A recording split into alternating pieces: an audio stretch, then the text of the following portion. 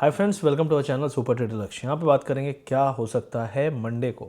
सबके मन में सवाल है कि मंडे को क्या बहुत बड़ा क्रैश आएगा।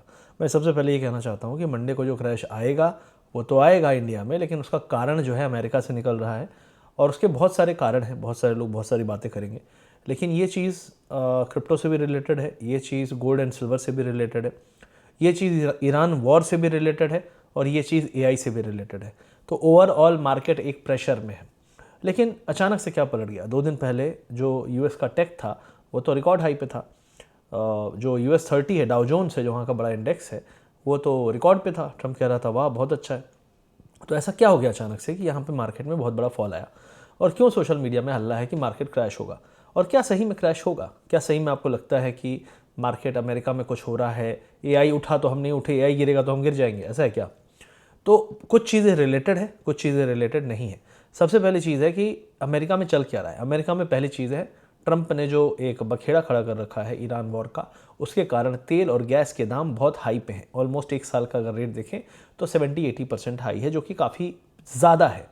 तो अमेरिकन इन्फ्लेशन जो है वो बढ़ रही है, और अमेरिकन इन्फ्लेशन एक तरह से साइन देती है कि वर्ल्ड वाइड इन्फ्लेशन भी बढ़ रही है। कहीं इन्फ्लेशन के साथ साथ स्लो डाउन है, लेकिन इन्फ्लेशन भी है और स्लो डाउन भी है। दोनों एक साथ हो सकते हैं क्या? बिल्कुल हो सकते हैं। अब अगर दोनों साथ में आते हैं तो क्या प्रॉब्लम है कि आप रेट कट नहीं कर सकते क्योंकि इन्फ्लेशन हाई है, और रेट कट चाहिए क्योंकि ग्रोथ को पुश करना है। तो ये एक दुविधा वाला फेज़ होता है जहाँ पे जो रिज़र्व बैंक्स हैं, जैसे इंडिया के रिज़र्व बैंक है, अमेरिका का फेड है, और यूरोपियन बैंक्स है, ईसीबी है, बैंक ऑफ जापान है, तो ये सारे लोग एक्शन अपना अपना लेते हैं।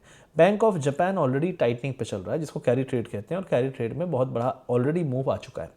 आप देखेंगे अमेरिका में डाउ जोन्स, जो वहाँ का 30 स्टॉक का इंडेक्स है, और नैस्डैक जो 100 है, 100 स्टॉक का टॉप टेक स्टॉक का इंडेक्स है, S&P जो है 500 स्टॉक का है, इनमें से नैस्डैक बहुत भयंकर भागा।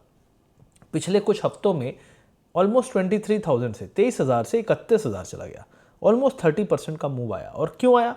क्योंकि एआई स्टॉक्स दम से भागे। चिप सेमीकंडक्टर में दम से रैली आई। क्यों रैली आई भाई? ऐसा क्या वहाँ होने वाला है? तो एआई जो है, पहले इनिशियली लगा था कि एआई ओवर वैल्यूड और एक हाइप है, लेकिन धीरे धीरे अब वो एक मटेरियल फॉर्म में दिख रहा है कि लोग यूज़ कर रहे हैं, लोग पैसा पे करने को तैयार हैं, और एफिशिएंसी बढ़ा रहा है। तो इससे रिलेटेड जो भी कंपनीज थी उनके वैल्यूएशन बढ़े, और उनमें से 2 कंपनी के आईपीओ आने का चल रहा है। लेकिन उससे भी बड़ी एक कंपनी है स्पेस एक्स, जिसका आईपीओ आने का चल रहा है। तो स्पेस एक्स जो बता दूं आपको कि एलोन मस्क की कंपनी जो टेस्ला है, उसी के साथ एक स्पेस एक्स है, उसका वैल्यूएशन 1.7 ट्रिलियन माना जा रहा है, और उसका आईपीओ $75 बिलियन का है। और आईपीओ में आपको पता है, जब आईपीओ आता है तो पूरा पैसा सोख लेता है, और उसका बहुत बड़ा हाइप है। तो एलोन मस्क का क्योंकि टेस्ला का हाइप है, क्योंकि जो टेस्ला में शुरू में पैसा नहीं लगाया वो आज भी पछता रहा है, तो लोगों को लग रहा है कि यार अब स्पेस एक्स तो मिस नहीं होना चाहिए। और जो समझदार लोग थे, वो आपको पता है, वो मार्केट से थोड़ी खरीदते हैं आईपीओ, वो प्री प्लेसमेंट जो होता है, मतलब आईपीओ आने के पहले ही वो इन्वेस्टर बन चुके हैं, और एक्चुअली वो बेचेंगे जब ये आईपीओ आएगा। तो एक्चुअली आईपीओ आते ही गिरने के चांसेस ज़्यादा हैं। जो स्टॉक आएगा, लिस्ट होगा, उसमें गिरने के चांसेस ज़्यादा हैं, लेकिन फिर भी जो भीड़ है वो बाद में आएगी। भीड़ क्या करेगी? बोलेगी अरे यार स्पेसएक्स आ रहा है, लगता है करोड़पति बनने की जो चाबी है वहीं मिलेगी, क्रिप्टो बेचो, सब बेचो, इंडिया बेचो, सब कुछ बेचो। तो वर्ल्ड वाइड स्टॉक्स में सेल ऑफ आएगा। तो जो करंट एआई थे, जो ऑलरेडी 10 गुना प्रॉफिट दे चुके थे, और जो इंडेक्स जिसकी बात कर रहा था मैं, नैस्डैक, उसमें बहुत बड़ा उनका वजन है, उसमें सेल ऑफ आने का कारण ही यही है क्योंकि वहाँ पे कुछ स्टॉक का जो वेटेज है वो 40-50% है। कुछ मतलब गिनती के, मैक्स 7 भी कहते हैं, मैक्स 7 में कुछ स्टॉक्स हैं जो प्योर एआई बेट है, और उसके वैल्यूएशन जो है, और कुछ तो लिस्ट होने वाले हैं जैसे एंथ्रोपिक और ओपन एआई। तो कुल मिला के ये चक्कर है कि जो पैसा है पूरे वर्ल्ड से वो स्पेस एक्स ले जा रहा है, कुछ पैसा ओपन एआई के लिए निकल रहा है, कुछ पैसा एंथ्रोपिक के लिए निकल रहा है। ओवरऑल ये सारा जो पैसा निकल रहा है, ये पूरे वर्ल्ड के स्टॉक्स चले हुए या नहीं चले हुए। अगर मुझे लग रहा है वहाँ पे 2 गुना हो सकता है, तो यहाँ पिटी हुई बेट पे मैं और जीरो और नीचे जाने का क्यों वेट करूँ? और क्रिप्टो गिर रहा है तो क्रिप्टो और बेचा जा रहा है। तो यही चीज़ हुई। अब इंडियन मार्केट परफॉर्म नहीं कर रहा है। जहाँ ताइवान और साउथ कोरिया परफॉर्म कर रहे हैं, इंडिया नहीं कर रहा है। तो इंडिया से जो नहीं चल रहा होता है उसकी पिटाई और होती है, इसलिए इंडियन मार्केट परफॉर्म नहीं कर पा रहा है। और ये जिस दिन से अनाउंसमेंट आया है कि ओपन एआई और एंथ्रोपिक और स्पेस एक्स का आईपीओ आएगा, उस दिन से ये चीज़ ज़्यादा बढ़ी है।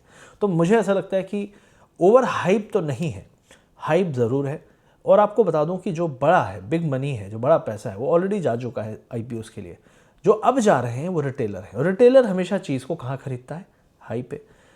और वो बेचता किस चीज़ को है? लो पे। वो क्या बेच रहा है?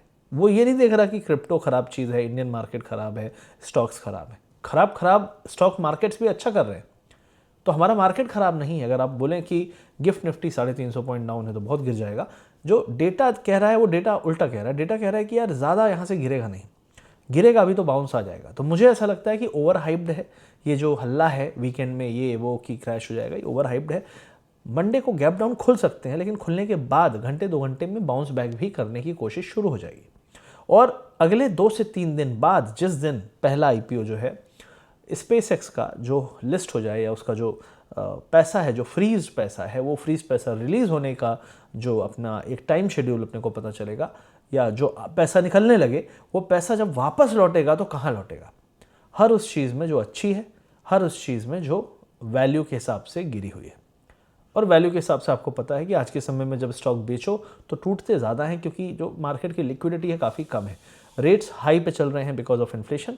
तो जब हाई रेट पे आप देखोगे तो मार्केट जो है उसकी लिक्विडिटी काफ़ी ड्राई हो जाती है, और नोट छप नहीं रहे क्योंकि रेट कट हो नहीं रहे। और क्यूई जो एक क्वांटिटेटिव ईजिंग है फेड करता है, जब ग्रोथ पुश करनी होती है, जो अभी तक नहीं की है क्योंकि उसको लगता है कि तेल के कारण इन्फ्लेशन हाई पे रहेगी, वो वापस से पिक्चर में आए, ये मार्केट का इंतज़ार रहे कि इन्फ्लेशन जो है कंट्रोल हो, रेट कट्स हों, और ये जो लफड़े हैं ये जो आईपीओ के, ये ख़त्म हो, क्योंकि इन्होंने प्रॉब्लम क्रिएट की है। और कई लोग, मतलब एक पॉइंट मैं कहता हूँ, ट्रंप जो है कहते हैं कि 50-60 ट्रेड दिन की करता है, तो फुल टाइम, मैंने पहले भी कहा था, मेरा एक जो वीडियो देखते हैं, full time trader part time president Trump, तो 7,000 ट्रेड एक महीने के, तो समझ लो आप कितने ट्रेड करता होगा दिन के। कुल मिला के मुझे ऐसा लगता है कि ये क्वार्टर के, सॉरी 7,000। तो मुझे ऐसा लगता है कि ट्रंप जो है फिलहाल ही इज़ नॉट, मतलब ऑलरेडी एआई वाला बेट खेल चुका है। एआई गिर रहा है, हो सकता है वो नहीं चाहता था कि गिरे, लेकिन ये जो मैकेनिक्स ऑफ मार्केट है ये इसको गिराएगी, क्योंकि रोटेशन होगा और पैसे, जो लिक्विडिटी है वो बाहर आएगी, और उसके कारण जो कोलेटरल डैमेज है वो इमर्जिंग मार्केट में हो रहा है, जो हमारा इंडियन मार्केट है, स्पेशली आईटी सेक्टर में हो रहा है। किसी को नहीं पता कि एआई में आईटी सेक्टर कितना यूज़ होगा, या हो सकता है काफ़ी यूज़ हो, लेकिन सिर्फ इसलिए क्योंकि अब एआई भाग रहा है, एआई के आईपीओ आ रहे हैं, वहाँ पे पैसे बन जाएंगे लग रहा है, तो सब उधर भाग रहे हैं। तो मुझे ऐसा लगता है कि एक वो जो कहते हैं फोमो वाली रेस है, फियर ऑफ मिसिंग आउट, मौका हाथ से जाने ना पाए तो भागो पीछे पीछे, ये चीज़ चल रही है, और ये चीज़ के कारण ही मार्केट में ये टोटल आपको स्ट्रक्चर दिख रहा है। तो मुझे लगता है कि जो भी मार्केट का फॉल है उसके कारण, और उसका जो ईरान वॉर है, डेफिनेटली मैं बताता हूँ, ईरान वॉर का कारण अब छोटा कारण हो चुका है। हाँ, रीज़न था और हो सकता है वापस से आए, लेकिन अब वो पॉजिटिवली ही आना चाहिए, नेगेटिवली ऑलरेडी मार्केट ले चुका है, काफ़ी कुछ ले चुका है। एआई जो है उसको कोई फ़र्क नहीं पड़ता ईरान वॉर से। ईरान वॉर से सिर्फ फ़र्क पड़ता है majorly other stocks other than AI जो नहीं चले। तो ईरान वॉर अगर शांत होता है, तेल के दाम गिरते हैं, गैस के दाम गिरते हैं अमेरिका में, वर्ल्ड वाइड, तो वो हेल्प करेगा उन स्टॉक्स को जो नहीं चले हैं।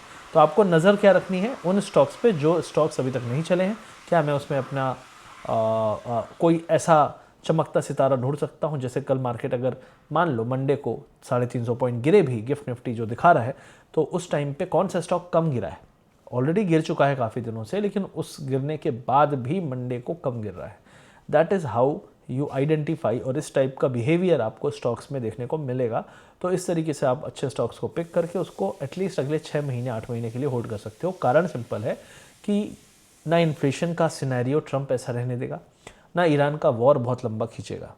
बस किसी भी समय, किसी भी दिन, किसी भी हफ्ते यहाँ पे सॉल्यूशन आ सकता है। सॉल्यूशन क्या आएगा वो ट्रंप ही जाने, लेकिन सॉल्यूशन आ सकता है, जिसके कारण यहाँ पे मार्केट में एक अच्छा खासा आपको पंप मिलेगा। क्यों? क्योंकि जैसे ही ये सॉल्यूशन आएगा उसके कुछ दिनों में सारे प्रोजेक्शन कि इन्फ्लेशन कम हो रहा है, गैस कम हो रहे हैं, प्राइस कम हो रहा है, everything will start working in favour of more liquidity, more rate cuts, and hence market को यही चाहिए। ये ओपन एआई और ये सब भी लफड़ा निकल चुका होगा तब तक। तो मुझे लगता है June could be tough, but end होते होते जून एक रिलीफ लेकर आएगा, जो आपको जुलाई और अगस्त में एक अच्छा पंप पूरे मार्केट में ओवरऑल वर्ल्ड वाइड देखने को मिल सकता है। तो घबराने वाली कोई बात नहीं है। इस वीडियो को अगर आप यहाँ तक देखे हो तो सब सिर्फ एक चीज़ चाहिए कि इस वीडियो को लाइक कर दो, भाई का चैनल शेयर, सब्सक्राइब करो इस वीडियो को, मतलब सब्सक्राइब करो चैनल को, शेयर करो इस वीडियो को, लाइक करो इस वीडियो को।